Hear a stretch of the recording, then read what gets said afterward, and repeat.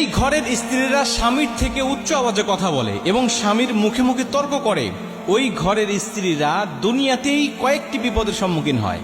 প্রথম নম্বর বিপদ হলো, ওই স্ত্রীর প্রতি স্বামীর অন্তরে কোনো জায়গা থাকে না। আস্তে আস্তে স্বামীর অন্তর থেকে ওই স্ত্রীর প্রতি ভালোবাসা, মায়া, মোহাব্বত সবকিছু দূর হতে থাকে।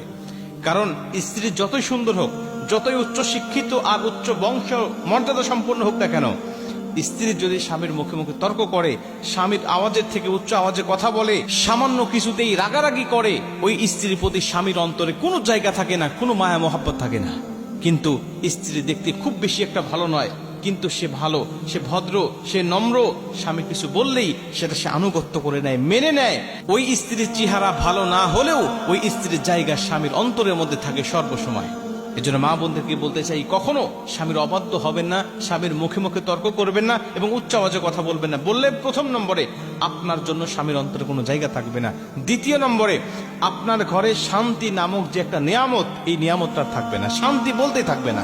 আপনি যত টাকা ইনকাম করেন না কেন, আপনি যত ধনী ফ্যামিলির মেয়ে হন না কেন, বা আপনি যত ধনী স্বামীর স্ত্রী হন না কেন, আপনার ঘরে শান্তি বলতে কিচ্ছু থাকবে না। কারণ শান্তি টাকা পয়সা দিয়ে কিনা যায় না। শান্তি টাকা পয়সা দিয়ে শহরে কিনা যায় না। এই শহরে মানুষের টাকা পয়সার অভাব নাই। মানুষ ইচ্ছা করলে শান্তি যদি টাকা দিয়ে কিনা যাইতো, টাকা দিয়ে মানুষ শান্তি কিনে রাখতো, কিন্তু টাকা দিয়ে শান্তি কিনা যায় না। শান্তি কোথায়?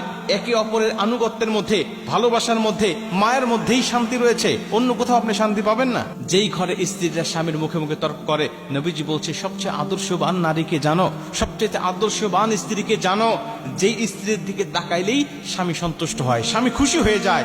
যেই স্ত্রীর কথা শুনলে স্বামীর অন্তরটা শান্তিতে পড়ে যায়, শান্তির মধ্যে ডুবে যায়, এই স্ত্রী হলো সবচেয়ে আদর্শবান। রাসূল সাল্লাল্লাহু আলাইহি ওয়াসাল্লাম এর জন্য মেয়েদেরকে সবসময় স্বামীর আনুগত্য করার কথা বলেছেন। নবীজি এটাও বলেছেন, আল্লাহর পরে যদি কাউকে সেজদা দেওয়া জায়েজ বলা মনে হতো, প্রতিটা স্ত্রীকে বলা হতো তার স্বামীকে যেন সেজদা করে। আল্লাহর পরে কাউকে সেজদা দেওয়া যায় না, কিন্তু আল্লাহ নবী গুরুত্ব বোঝানোর জন্য এমন কথাও তিনি প্রয়োগ করেছেন।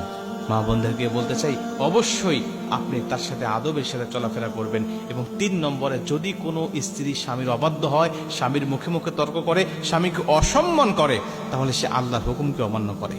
কারণ আল্লাহ পাক বলেছেন, আর রিজালু কাওয়ামুনা আলান নিসা। প্রতিটা নারীকে তার স্বামীর আনুগত্য করার জন্য আল্লাহ সৃষ্টি করেছেন। প্রতিটা নারী তার স্বামীর আনুগত্য করবে। আল্লাহ সূরা বাকারার 187 নম্বর আয়াতের মধ্যে বলছেন, হুন্না লিবাসুন লাকুম ওয়া আনতুম লিবাসুল লাহুন্না। স্বামী হলো স্ত্রীর পোশাক, স্ত্রী হলো স্বামীর পোশাক। মানে পোশাক যেমন তার শরীরের দোষ ত্রুটিগুলো ঢেকে রাখে, ঠিক তেমনি ভাবে একজন স্ত্রী তার স্বামীর দোষ ত্রুটিগুলো ঢেকে রাখবে, একজন স্বামী তার স্ত্রীর দোষ ত্রুটিগুলো ঢেকে রাখবে। এগুলো নিয়ে তর্ক করবে না, এগুলো নিয়ে উচ্চ আওয়াজে কথা বলবে না, এগুলো বাহিরে প্রকাশ করবে না। যদি করে তাহলে সে আল্লাহর হুকুমকে অমান্য করলো। প্রিয় মা বোনেরা, সাহাবীদের